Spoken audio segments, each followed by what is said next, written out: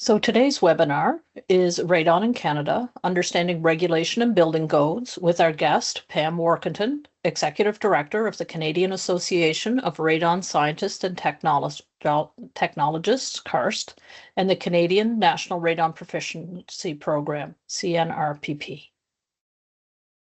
Before starting, we would like to acknowledge that the spaces in which we at the Institute work in Toronto are located on the traditional territories of many nations, including the Mississaugas of the Credit, the Anishinaabe, the Chippewa, the Haudenosaunee, and the Wendat peoples.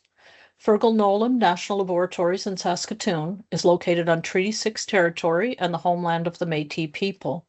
We thank them for their care of the land and pay respect to them and their ancestors. We ask that during the presentation portion that the audio and video be from the presenter only. To turn on closed captions, go to More, Language and Speech, turn on live captions. Please use the chat feature for any discussions and post questions arriving from the content in the Q&A. This will help us to find your questions for the allotted Q&A portion while allowing people to have a conversation in the chat. As the webinar is only 40 minutes in length and is immediately followed by our wellness session, time may not permit for us to answer all of them during the webinar. The answers to those will be posted on our website, along with a link to the video recording and a copy of the slides. This can be found under Education Webinars on our website. I will be sending a confirmation of attendance email after the webinar and will include a link to that page with the communication. I will also include the topics covered and the length of time spent in the webinar, as some people have requested this to send to their professional association. The webinar will begin with a short introduction. Pam will then give a presentation, which will include information about CARST and C-NRPP, about radon itself, about its regulation, building codes, and then we'll move on to the Q&A. The final 20 minutes of today's webinar will be a movement break led by Charmaine Wong of Jiang Tai Chi and Qigong, Richmond Hill. Please note that the webinar is for information purposes only. It does not constitute legal advice. This is a brief overview for those people not as familiar with radon and its health effects, but for more detailed information, we ask you to see our previous webinars, Understanding Radiation, Radon, and Health Effects of Exposure to Radiation, as well as the webinars given every November for the past few years, and we thank Pam for being part of those. Radon is a naturally occurring radioactive gas. It is part of the uranium-238 decay series. When it decays, a radon atom gives off an alpha particle. Alpha particles are very damaging to living tissue and a known carcinogen. There is uranium everywhere on Earth, so radon is not something we can stop from forming. Because radon is one of the noble gases, it moves from the soil and can enter buildings where they are in contact with the ground if there is a point of entry. It also can dissolve in water and can be released indoors or come from building materials, as these do not contribute as much. Because it is not chemically reactive, we can breathe radon in and out. Alpha particles only damage our lung tissues if they are emitted inside the lungs. But when radon decays, it has several short-lived radioactive progeny which are solids. When breathed in, they can settle in the lungs where they will emit their alpha particles. When there is radon around, these progeny will be there as well. According to the Canadian Cancer Society, lung cancer is projected to be the leading cause of cancer death in Canadians in 2024. Exposure to high levels of radon gas, and therefore its progeny, is the second leading cause of lung cancer and the primary cause of lung cancer in non-smokers. I will now turn the session over to our guest, Pam Warkentin, Executive Director of the Canadian Association of Radon Scientists and Technologists, CARST, and the Canadian National Radon Proficiency Program, C-NRPP, and is also the project manager on the Take Action on Radon, TAOR, program. Pam has a Bachelor of Commerce from the University of Manitoba. She was a founding member of CARST and is a C-NRPP certified measurement professional. Pam works closely with the CARST Board of Directors and the C-NRPP Policy Advisory Board and all CARST committees. She also coordinates with Health Canada and radon stakeholders across the country. As I said before, we really appreciate her continued support of our webinar series and having her here today. So with that, Pam, I think you can take control. All right, sounds good. Thank you so much, Lynn. And thank you all for joining us again today, this year. As Lynn said, we've done radon awareness webinars over the last number of years. November is Radon Action Month, and so it's great that you're joining us today. I want to start by sharing Corey's story. Corey is a woman who lives in Winnipeg. She grew up in this area and uh, raised her children. And about 4 years ago, she was diagnosed with lung cancer. It was incidental diagnosis, so she had other tests that she was doing, and so they caught it somewhat early. And Corey and I had known each other for years, and so when she was diagnosed, she started to dig into radon and tested her own home, found that it was 400 becquerels per meter cubed. So she did a one-use test for the 3 months, and then she did a second test with just some digital monitors. And then she mitigated it at her home. She was able to access the Canadian Lung Association grant. So they have a radon mitigation grant that's available for all people across the country. If they do have to reduce homes, there is a qualification. You need to be low to moderate income, or in Corey's case, diagnosis with lung cancer. It was caught early, but unfortunately, she passed this past September, as cancer does. There's always incidental issues. And so I share her story because she was just a little bit older than me. She was still working. She was an occupational therapist with Misericordia here in Winnipeg. Well liked. She was a mentor training up new occupational therapists. She was a recent grandma, and her youngest daughter had just graduated from high school. And radon and lung cancer is a story of prevention. And so, as we talk today about building codes, I'm going to talk about it from the perspective of a person who's thinking about buying a house, somebody who's maybe living in a house, somebody who's looking to build a new house. And so I know we have a broad audience here, but one of the key messages that I hope that come out is that prevention is important. If you're whatever house you're in, if you haven't tested, please test. But the idea with building codes is that we would love to sort of piece out our building stock across the country. We want to fix existing homes, and then if we can get new homes built in a way that stops the high radon, new homes with high radon, it would be great to stop at the source. And so think about that as we kind of dig into some of the codes today. So I will jump to the next slide and talk about the fact that it is just a couple basic facts. So Lynn has gone over some basic facts of radon. So one, testing for radon is always done in an occupied home. So the only way to know about our radon levels is to test once the house is built, constructed, and occupied. Levels can change depending on occupancy. So if you use this fan or that fan, it can impact the radon levels in your home. So it's important to be occupied. Testing the soil isn't a good predictor. It's expensive, but it also isn't a good predictor of indoor radon levels. And so therefore, you can see with this mindset, it's really up to the homeowner to test their home post-occupancy. So we do recommend that people test within the first year that they move into a home, the first winter, but then also that you may want to test again after a couple of years because things can shift. Radon is not included in the building code, or sorry, radon testing is not included in the building code because it needs to be done post-occupancy. And the building code only comes up to the point of occupancy. Each home needs to be tested, so we can't predict levels. I talked about soil testing, but you also can't predict levels based on your neighborhood, or your neighbors. So every home needs to be tested. When we do test, radon needs to be tested for a long term, 91 days, and they should be conducted in the living space of the home, an area in the lowest lived in level that occupied for 4 hours a day or more during the heating season.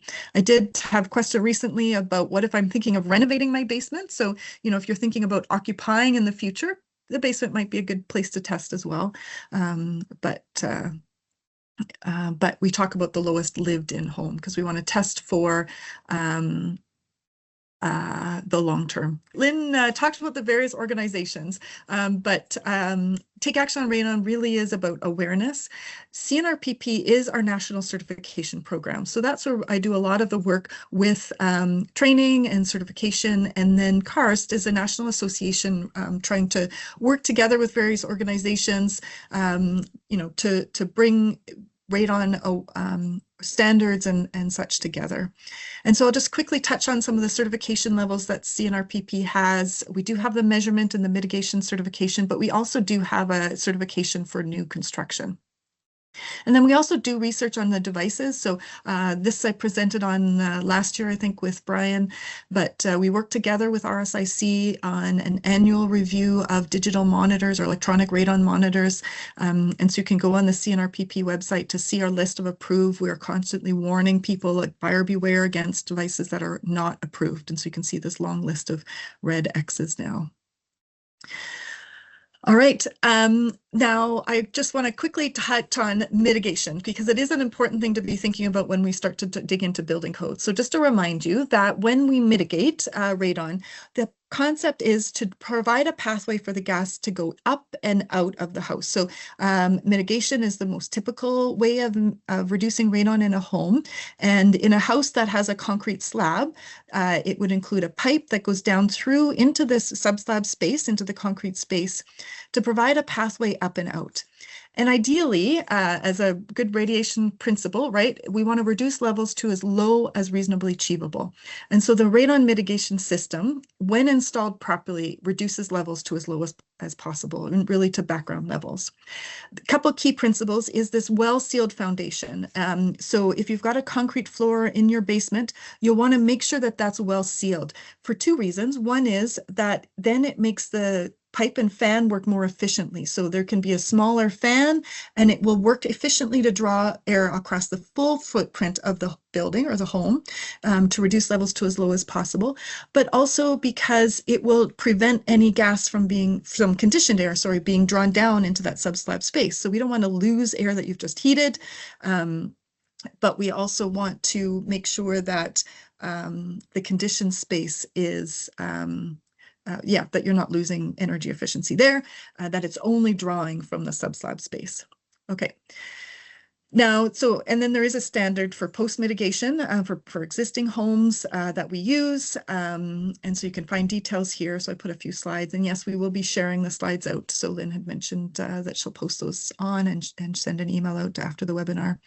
When we, again, I mentioned this, when we prepare for a mitigation, there is important things that go into preparing the slab. But then also if it's a membrane, so if there's a dirt crawl space, it is important to make sure that the membrane is also sealed and all entry points are sealed. And then that pipe goes down through the membrane.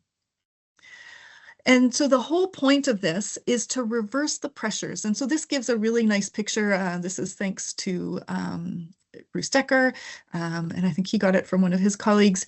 But ideally, what we want to do is reverse the pressures. So instead of this picture, the smoke is the air is coming up, and so it's drawing the smoke up. And you can put your hand sometimes over a crack or a hole in your concrete floor, and you can feel it on a cold day that the air coming up. But smoke gives you a visual representation of this. But when the system is turned on, now this is negative pressure, so it reverses the air going down. Okay, and then the other thing I want to just mention in the perspective is it's not just about, so the radon, I've talked a little bit about difference of air pressures, so I'll explain why these are all important. The radon levels in the home are determined by a number of different factors. So frequently we have conversations about, oh, we know that there's radon over in that community or in that city or in that street or things like that. But the reality is it could be anywhere. So it's not just about geography. There certainly has to be a source. And we are seeing that all across our country. So if you live in Canada, the potential is there that you could have high radon levels.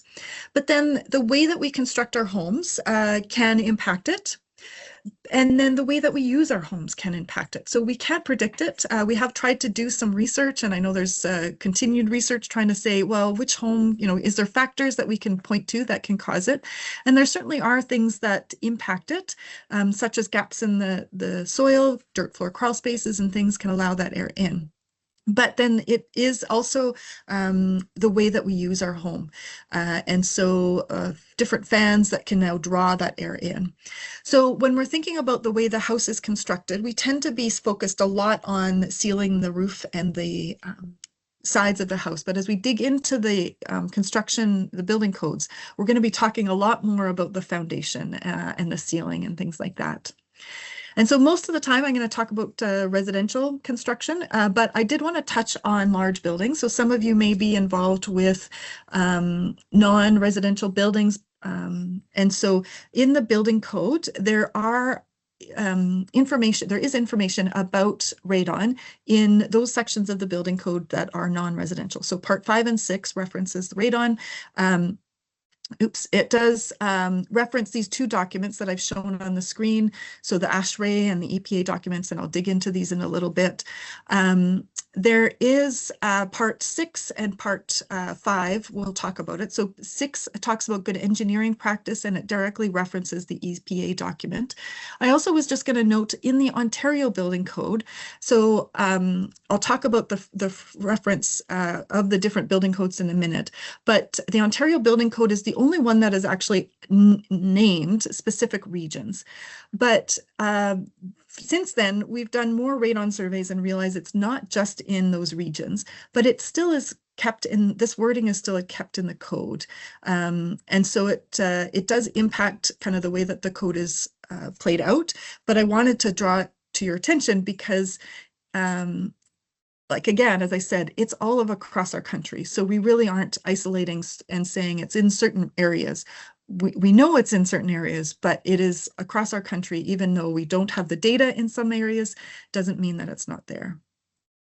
Okay, so this document with the EPA is actually referenced in building code. It's no longer supported, so it's published. You can get access to it, but it's an old document. But there is some relevant information. So I've pulled out some of the relevant information from this document. There's some good drawings from it, from the underslab space, and then there is some good information in it. And then another document, the building code, building code references, it's the ASHRAE 62.1. And I will put just a quick note that CARST has reached out to ASHRAE, and we have an interpretation for this document. So this document classifies radon as class 4 air, which would then determine the discharge clearances for the point. And so if you're putting in a passive pipe or you're putting in an active system, if you just go by the standard with the class 4 air, the fixed clearances, it would be 30 feet clearances, which is quite a distance in a building, and it's not always easy to find those clearance distances. But if you use the calculated method, or we have got an interpretation to say, look, we have an established standard through Health Canada and the CGSB standard, so you can use those guidance instead of the fixed clearances that are in the 62.1 standard. So you can check out that on the CARST website or on under the section of the ASHRAE website where they have interpretations. Another document for non-residential new construction I wanted to point out is the Alberta infrastructure. So they have a spec for new construction, so it's specifically for their buildings. It's a well-done standard, and it goes into some details that isn't included in the National Building Code, but good reference documents for, again, large building construction. Okay, so now I'll just go into residential construction, because I'm assuming that's sort of where we'll spend most of our questions and time in. But just to sort of lay the land of the various codes that are out there, we used to have different codes for more different provinces, but Ontario now has aligned with the National Building Code. So and most of the rest of the provinces, in fact, all of the provinces have aligned with the National Building Code. There is sometimes a delay of when they bring in the code. But there is a new harmonization agreement. So now when a new code is introduced, theoretically, all the provinces have said they will adopt it within 18 months. So this will be, I think, the first time that they're testing that. The 2025 code will come in at the end of the year. So then we'll see how the provinces adopt it. But in addition, BC has added some additional measures to their building code. So they do have a slightly different building code when it comes to radon and other things. But typically today, I'll talk mostly about the National Building Code, which applies in all provinces, and then I'll touch on some of the differences that we're seeing in BC. And then I'll also reference the CGSB standard. So I mentioned that there's a CGSB standard for existing construction. There's also one for new construction. And so I'll just highlight sort of what goes over and above the building code. And really, we talk about CGSB as the best practice. Building code is always minimum standard. So if you were to build a house, you wouldn't necessarily say, oh, the best house is built to building code. Every house has to at least meet the building code. And then best practice, you could go over and above that. So the current National Building Code includes a layer of clean coarse gravel under the slab. And so this needs to be at least a minimum of 4 inches laid across the whole foundation footprint of the slab. There's consistency, so it can't include more than 10% fines. And so there's a standard for what that gravel layer needs to include. And then on top of that gravel layer is a poly liner. And so I'm going to pause on these a little bit when I kind of go through the slides to talk about why these are really important, but I'll just kind of get you a picture of the overall kind of measures that are in the building code that has to do with radon.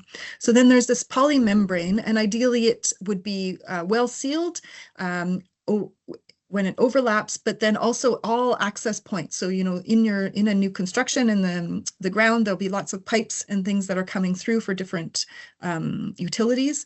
So anytime that there's something coming up through that poly liner, it needs to be sealed too. And then it needs to be sealed to the full foundation of the building as well. So things like sump pits also need to be well sealed. And so that's the foundation of the construction. And then there is a rough-in pipe. So you can see on the little drawing here, simplified drawing, that there would be about a 12-inch. So it doesn't specify exactly what height it needs to be. The only guidance right now in the building code is that it has to be able to tie in when it's needed to existing pipes. So if you think about what that looks like, you need to be able to cut off the cap, put on a coupler, and then connect it to another pipe to be able to extend it out. So you need at least enough height there so that you've got room to work. So we talk about maybe 12 inches. So ideally 12 inches above the slab so that you've got room to work if you do need it. And then that pipe needs to be sealed, airtight sealed and capped and properly labeled. In the building code right now, there's no properly labeling. It just basically, or no proper information on the labeling. It just says it has to be labeled. So typically what we're seeing is it just says radon on it. It's not clear for homeowners, and unfortunately we're seeing it being used for improper pipes. So I'll talk a little bit about the labeling. So that's building code. When it comes to the best practices, we have the CGSB standard. And so I'll talk a little bit also about what it looks like if a house were best practices, but I've put sort of some details. We talk about 3 levels here. And I think the thing to keep in mind with the different levels is that it's different level of radon protection or health protection. So level 1 would really not have any protection. And so that's what we have in the building code right now. It doesn't reduce the radon. Ideally, it's sort of set up so that you would test and it would be easier to mitigate.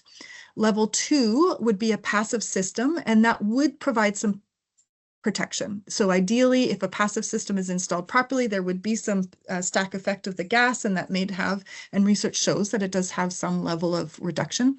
And then level 3 is an active system. And actually level 3 really isn't dealt with in the CGSB standard to do with new construction. It has its own standard, as I mentioned previously. Okay, so then here's just some key differences. There's a little bit more clarification about the granular layer. There's a thicker poly membrane in the standard, and then there's more specifications on each step of these different measures that I talked about. So there's sort of some highlights. What's the difference between? But I'll go into those a little bit more. So I talked about the rough-in, and so that's pretty self-explanatory once you find it. We are seeing a lot of challenges when this installed because it's not necessarily getting put in a location where it can be accessed for future pipe to go up and out. Often it's put under the stairs, and so then if you can picture in a home under the stairs trying to find a pipe route out, it can be quite complicated. So for one reason, we're having trouble with using these rough-in pipes. Another reason is that sometimes the underlay is not properly open, and so we can't get an air draw on it.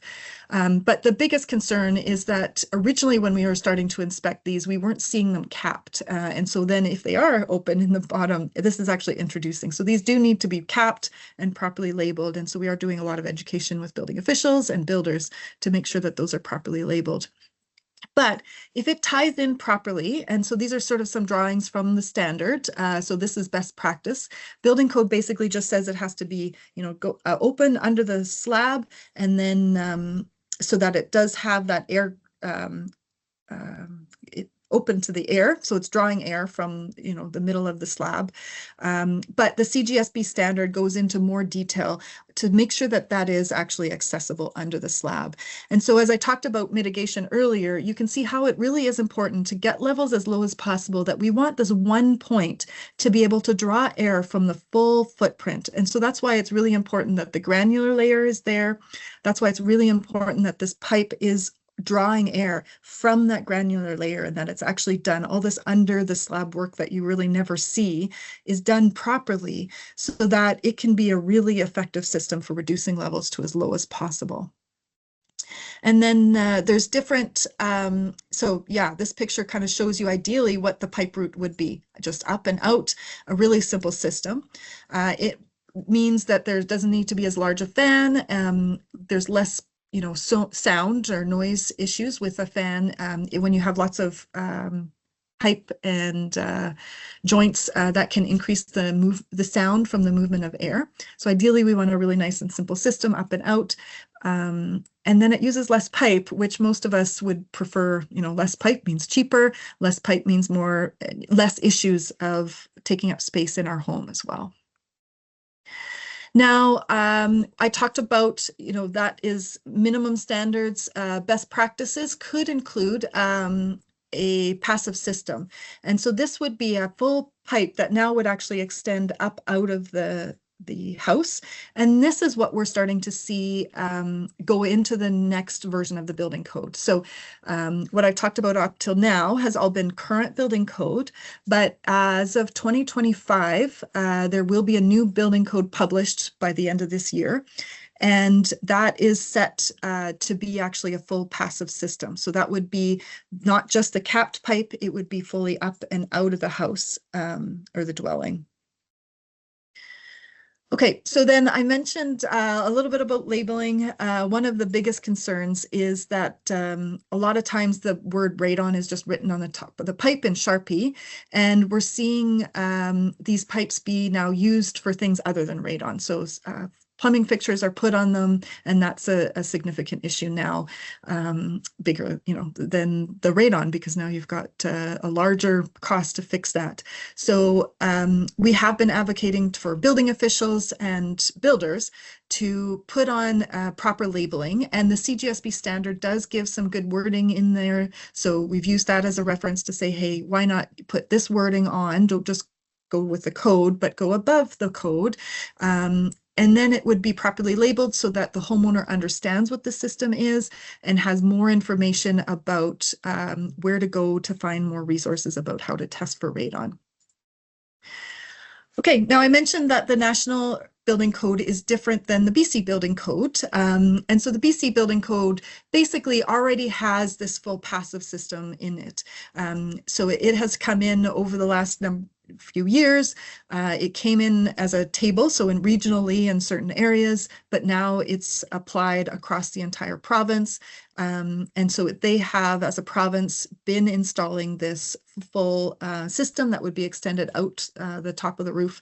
One of the benefits of seeing the building code in some jurisdictions is we've been able to do some research on some challenges. So in Winnipeg, when the National Building Code came in with the stub radon pipe, there was a research paper done that showed us some concerns that we were seeing, like I said, pipe location, improper labeling, and that sort of thing. So we can actually have a research paper on that that we could go and take to builders and show them, how to improve it. So we are, starting to do that. BC has also published information with BC Lung on some concerns with the implementation of the extended pipe in BC. So as we're anticipating the code being changed for 2025, which will eventually be adopted, in 18 months later by the rest of the provinces, we're using the research document that was developed by BC Lung on the implementation from the province there to help share lessons out that we saw. So these were some of the main concerns: the gravel and the fill, challenges with multiple footings. So multiple footing is what would go down. It would divide the foundation. So we are not getting the full communication across the entire slab because of a footing in the way. Gaps in the foundation, problems with elbows and horizontal runs, not having proper electrical outlet for the fans and things like that. So here's some issues, some images with either proper location of the pipe or proper pipe type from that document.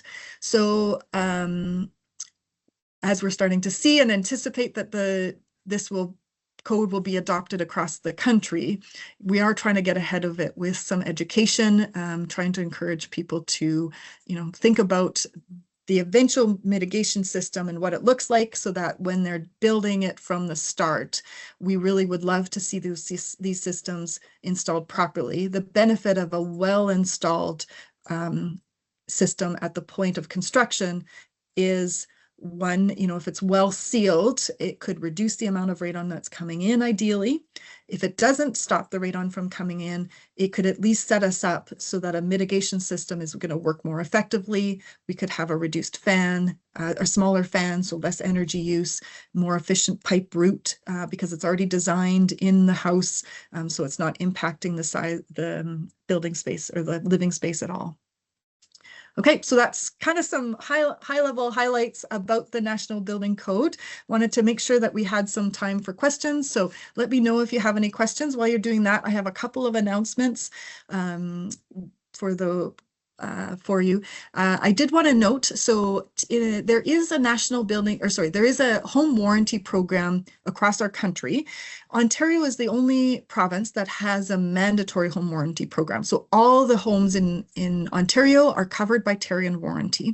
And Tarion warranty covers radon in the first 7 years. So if you are in the province of Ontario, if you have a home that is 7 years or less, or somebody who has a home 7 years or less, I would encourage them to test for radon and ensure that they, utilize this feature because it will cover the radon mitigation system. And so this is a really effective way of engaging with builders and helping them see how effective their radon measures are, their radon control measures are at the point of construction. And so we have seen this program utilized to educate builders. So not a lot of people are making a claim under the Tarion warranty because the builders have the option first to fix it. It means if they fix it, it doesn't increase their insurance costs through the Tarion. But they're starting to realize that if they don't fix it, the next house is going to be a problem in the next house. So we are seeing that this is a really good tool for educating builders and helping them kind of double check their work because they're getting the radon test data back on their own construction. Okay, another thing I wanted to let you know about, Take Action on Radon has a national awareness contest. So as November is our Radon Action Month, we are encouraging people to tell each other about radon. So learn what you know and tell somebody else about it, and then take a picture that represents it and enter our contest. And so we are a nation of neighbors, and we thought this was a great way to encourage people to talk about radon in their communities. So you can go to knowvembr.ca and check that out. You can enter prizes to win gift cards. So we have weekly draws of $50 gift cards, as well as grand prize draws, stand-up paddleboard, Fitbit, stand mixer, and then some gift cards. So it's a fun thing to check out, and it just helps us with raising awareness. And you got pretty good odds of winning, so probably much better than that 50-50 draw the Blue Jays the other day. But so you check it out. And a free way to enter is to play the Radon game. So you can go to that same website and check out the Radon game and have fun and learn about radon at the same time. All right, so Lynn, do you want me to check out the questions, or do you want to throw them at me? I'll throw them at you. So we probably just have time for the questions that are here. But when we run out of time, I'm sure Pam will help me write up something. We'll put them there. So the first question that's there is, who is qualified to get the C-NRPP certification? Yeah, so we do have information on the C-NRPP website. You can go take online courses. There are, if you're, we do have some information that I can email you out about some basic skills that you may want to have going in before you take the course. Yeah, so basically there are course providers there, right? Yeah. You take the courses and then you write a qualification exam. Yeah. Correct? Yeah. Yeah, exactly. Yeah. So yeah, and Pam, I don't know if you mind typing in the chat your email if the person did want more. Okay. Yeah. Then in regards to the radon pipe stub, am I misunderstanding this? It is a pipe into the basement and then capped. Shouldn't this be vented to the outside? So if I missed something, the slide went by quicker than I could process. Yes, yeah, I did do a lot of information, and that's exactly it. So it is not doing anything to reduce the radon levels as is. And so I talked in the CGSB standard, we talk about level 1, level 2, and level 3. And so that helps sort of think about levels of protection. So level 1 protection has absolutely no health protection. The idea is that it would set the house up at a good place so that if a mitigation is installed, it would be installed effectively. But without that, it doesn't have any measure of protection. So the radon stub pipe that's in the National Building Code does not reduce radon levels at all. It just makes it easier that if someone tests and it's high, that they can mitigate more cheaply and quickly. Yeah, exactly. Yes. Okay. Another question to discuss venting. If fans are present in the house, such as bathroom, kitchen hoods, etc., are those adequate enough to vent out the radon, or does it have to be a specific pipe from the foundation up and out? Okay, so I'm going to get you to picture, that little smoke image that I had. So picture your home is all airtight. Your house is generally under low pressure. And so gas moves from high pressure to low pressure. And so the ground typically, and it gets this different pressure difference increases as the weather gets colder, but typically the ground is under a high pressure. And so that means the gas is sort of being drawn in by your home, which is under low pressure. So now think about your kitchen. And if you turn on your vent fan, there's a few different fans. So some of them just recircle air in your house, but some of them draw the air out of your house. And that now can take air out of your nice conditioned space and increase that level of depressure. So decrease the pressure in your home, which is increasing the amount of gas that's coming in. So if that is made up with an HRV, then, there's sort of makeup air and then you're not changing the pressure. But typically this isn't happening in a perfect. So your fans and the ways that you use, your kitchen fans, your bathroom fans, your dryer, your clothes dryers, things like that can actually draw air out and then depressurize the air. So an HRV should balance the system, but if it gets out of balance or it needs maintenance, then it can reverse it and actually depressure things. Yeah, and the idea is by having the sub-slab depressurization, then you lower the pressure right under the house. Exactly. So that it goes away before it enters the house. Yeah, instead of coming into the house, it goes up and out of the house. Exactly. Yeah. At what radon concentration level should homeowners take actions such as engineering controls you mentioned? At what level? Was that the question? Yes, yes. Yeah. So we can talk about, what level is acceptable. Health Canada has set a guideline level at 200 to reduce it to as low as possible. And I see there's questions also about the risks and such. So the risk of radiation, any radiation, increases with exposure, right? Exposure is amount and time. So we really ideally would love to reduce this to as low as possible. But Health Canada has sort of said, okay, we're going to draw a line at 200 becquerels per meter cubed. And so if you test and your levels are above that, to reduce it to as low as possible. Yeah. So I'll leave it there. And there's more information in previous webinars, or you can email us if you have more detailed questions. And we have a free information service. I can send you all kinds of resources.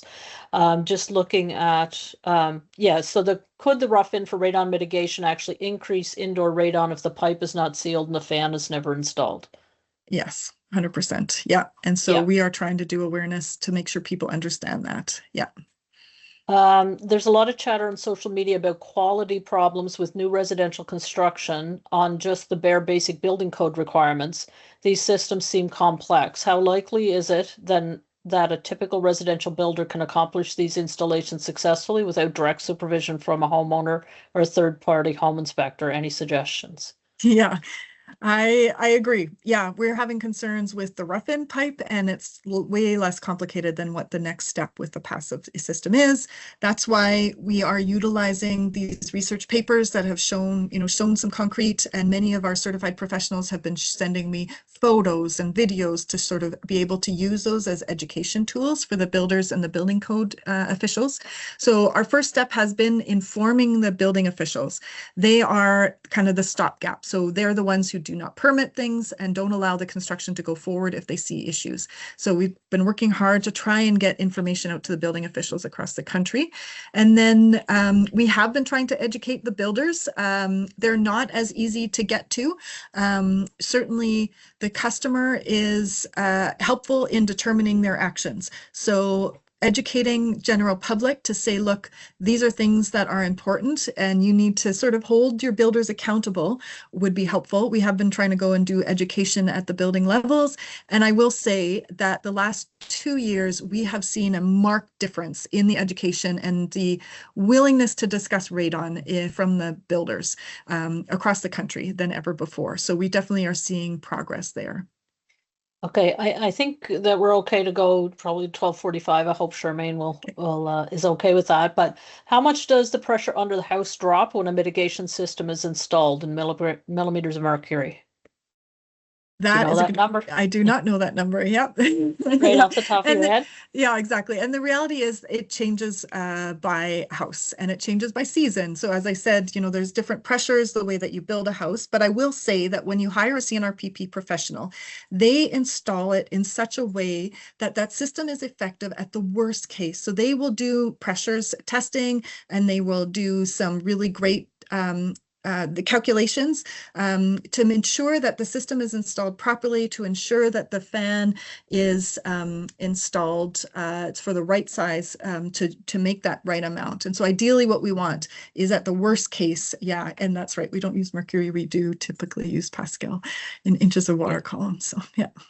Okay, just a couple of a comment that was here more than a question. Having it roughed in, I'm over to the chat now, so we'll close down the Q&A part, but some people have been typing in the chat. I know when they join a certain way, you can't see the Q&A.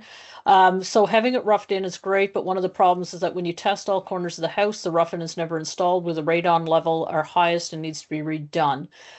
If the draw is fine from under the full slab, that wouldn't be as large a concern, right? The intent is that so the intent is that the rough-in pipe is installed in such a way. So I tried to get a picture, show you that picture of the granular layer. So if you can think about this granular layer under the full slab of the house, and then the poly membrane on top, that alone would be a really good communication layer so that we could just tie into that layer with a pipe and draw air out, which we do in existing homes. So if a house doesn't have any radon, a pipe in it, rough-in pipe, we can still, or our certified professionals can still still draw in and tie into this.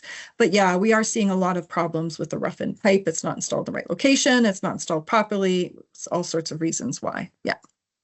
I don't know if you'd be able to answer this one or not, but do you find that it's criminal for testing company to offer short-term testing in the summer? Yeah, so I do have concerns about summer testing. We encourage long-term testing during the heating season because there is a difference. Health Canada is doing a seasonal variation study. If you're interested in that, you can still participate, I believe. And so they will publish their research. But the reality is, we can see it with these digital monitors. The radon levels in the summer is quite a bit different in many homes than it is in the winter. With homes flipping from heating to cooling and not opening their windows, there certainly is less difference in some of those homes. But yeah, we do recommend testing during the heating season. There's just a couple more that quickly I probably know the answer to off the top of my head. How was the data collected to indicate that radon is the second leading cause of lung cancer? Those are Health Canada papers that are published. I will put those out in the materials, additional materials. I'll put them as resources. Yeah, sounds good. And any history of non-smoking workers suing the employer because of lung issues, especially working in old buildings.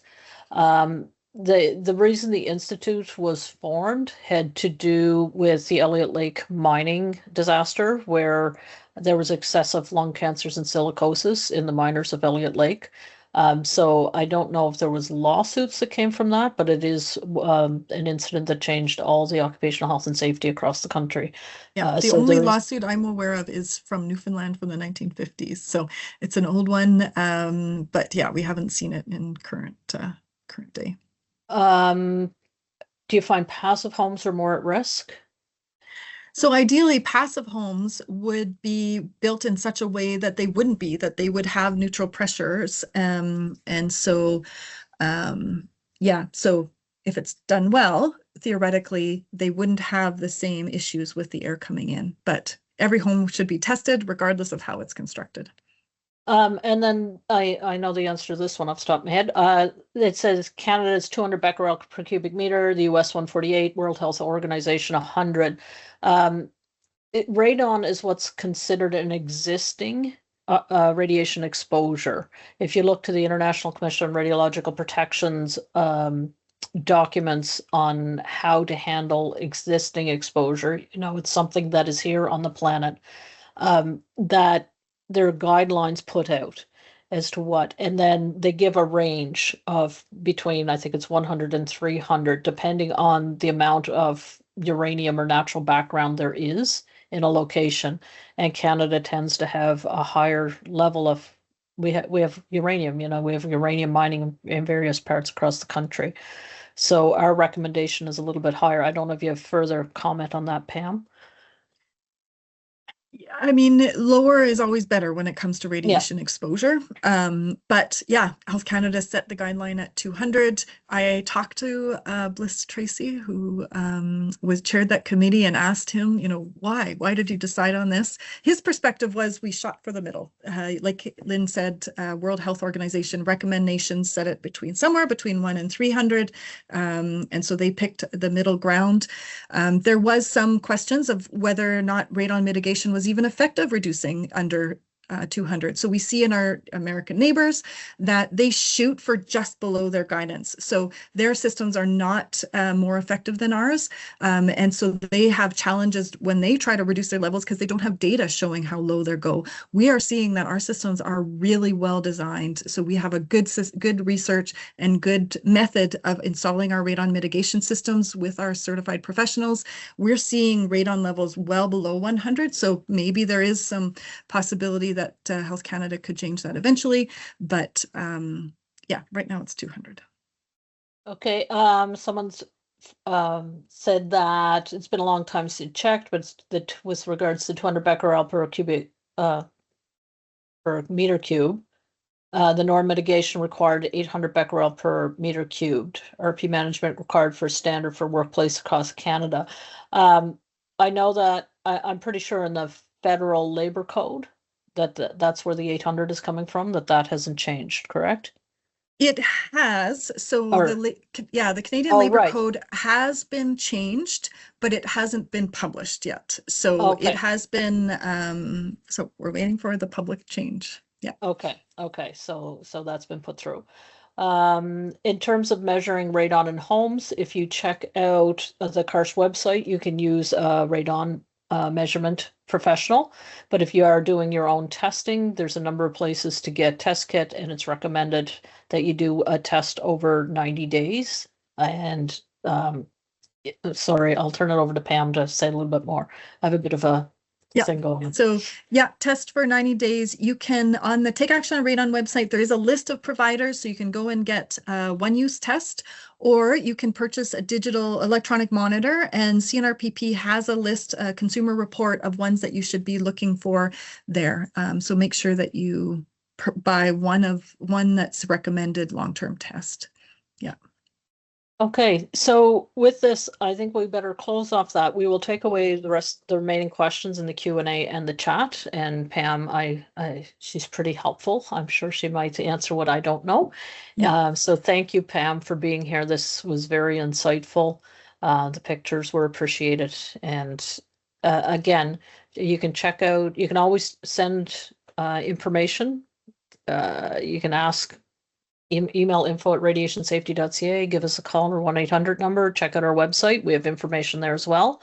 And then Pam is at CARST.ca, or just search for C-NRPP and you'll find them. And if you have questions specifically for Pam, or you're wondering where to find Pam, I can send you an email as well. So thanks again, Pam, and best of luck with the rest of Radon Action Month.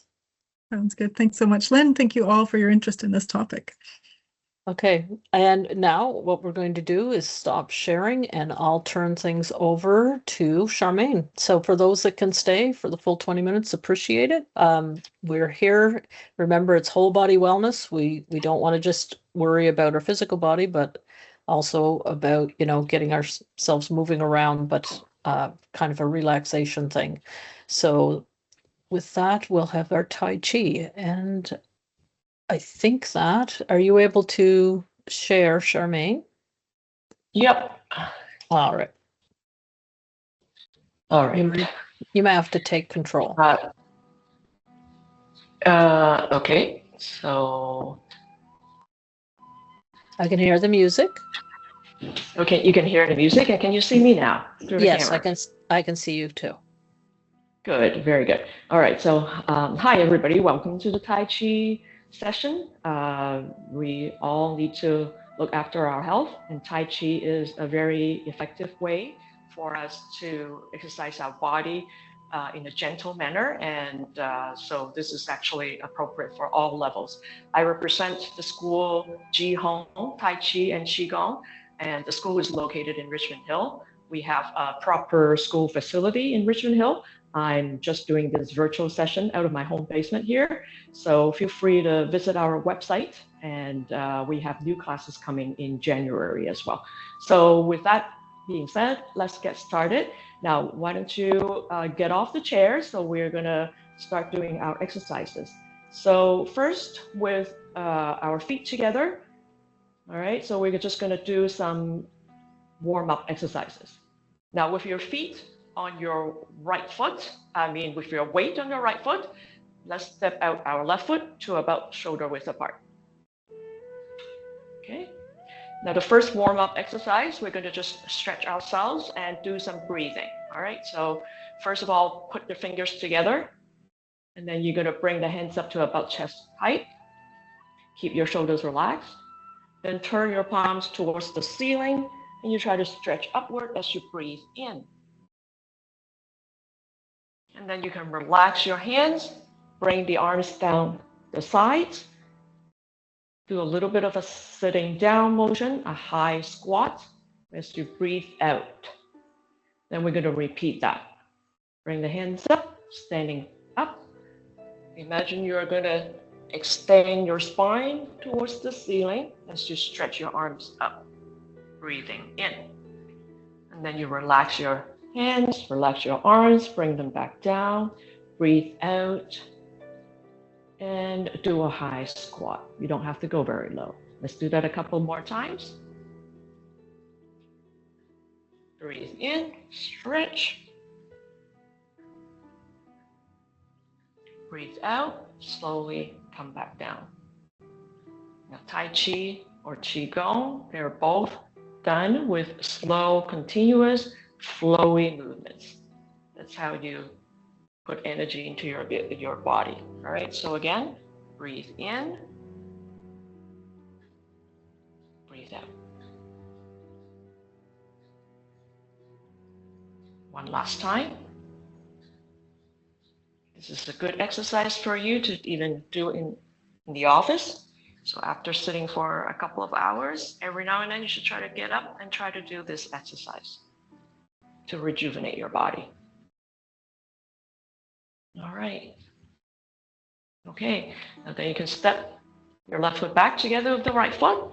Let's do one more warm-up exercise. All right, now this one has a little bit more Tai Chi in it. So again, with the weight on your right foot, you step out your left toes, put the heel down, shift your weight back to the middle.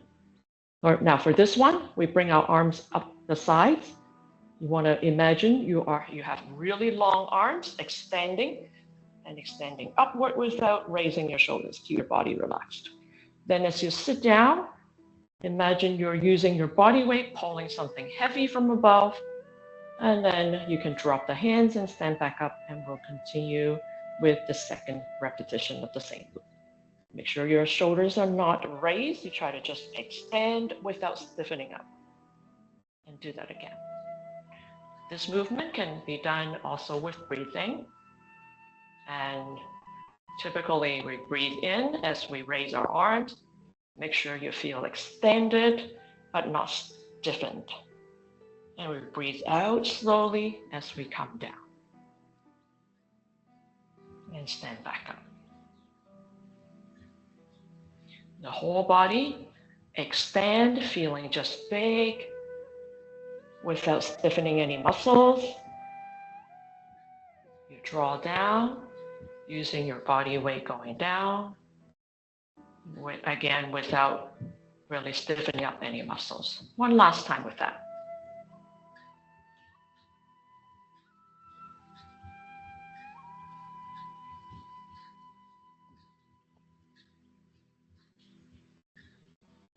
Okay, all right. Then again, move your weight to your right foot, and we slowly bring the left foot back. All right. Now with that kind of weight shifting, you're also training your legs, also training your sensation of what a balanced stand look like. All right. Now we're going on to actual Tai Chi moves. So today we're going to do two moves like before, the cloud hands and the parting wild horse's mane. The first one, cloud hands, we need more of a stance that have our feet side by side. We call it a horse stance. So for now, let's ignore our hands for now. We just want to make sure we train our body to know what a horse stance looks like. The horse stance have the feet parallel to each other, roughly with the toes pointing forward. At least the width of the stance would be at least the width of your hips. You can have it a little bit wider if you can sit down a little bit lower. All right, now, so this is how a horse stance look like. The most important thing is that I'm going to show you your side view, is that when you go down, you want to make sure that this hip joint also goes back like this, as if you're going to sit on a chair. All right, so what you don't want to do is just to bend the knees without this corresponding hip joints hinging. All right, now what we don't also want to do is to lean forward too much. All right, if you stick your hip too far back, then it would look like you're leaning forward. So let's try that a couple more times. You want to go down with similar degree of bending the knees and hinging the hips. And with that, you can go down like sliding down like a straight line. Okay. Keep your upper body upright, very strong upper back. Try to sit down with still a very good posture, with the head being pulled up towards the ceiling. All right, so one more time. This is a horse stance. And we try to stay there a little bit when we do the cloud hands move, right? You can be a little bit higher or lower. Okay. All right, now let's learn the hands involved in cloud hands. With cloud hands, it's called cloud hands because we have one hand at about chest height, and the hand at the chest height represents the cloud floating across the sky. And then we turn the body, we switch to the other hand, and then we float back to the other side. What you want to pay attention to is that when my body is shifting towards, let's say in this case, the left side, my left hand is the cloud. And then I switch the hands, and as I go back to the right side, my right hand is the cloud that is at the chest height. All right, so again, and after a couple more times, we can do that together with our footwork.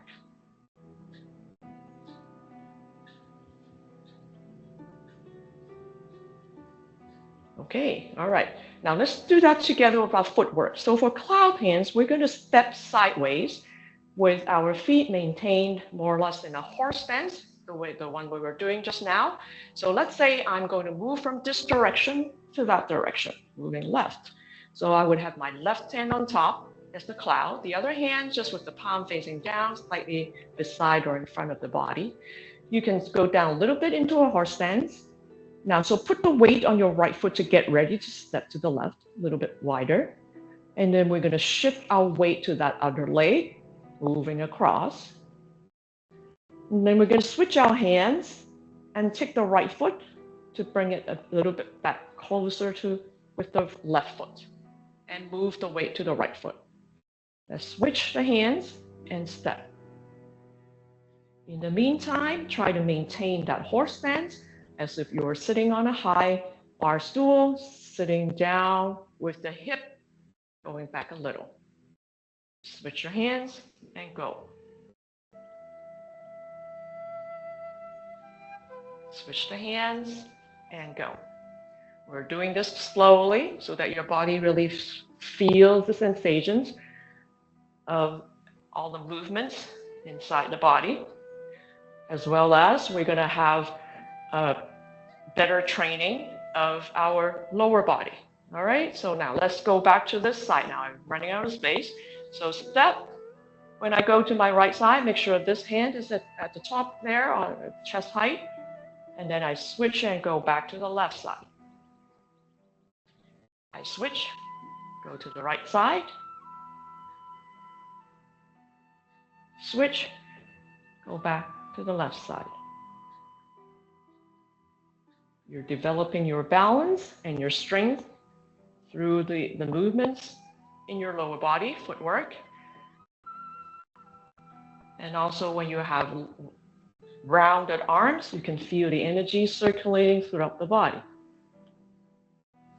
All right, it doesn't matter how many steps you go one side, we can go back one more time, and then we can do the second move.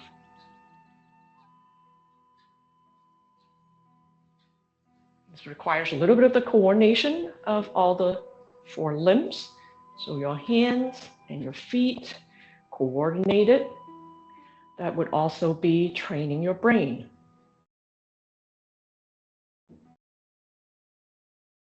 One last time.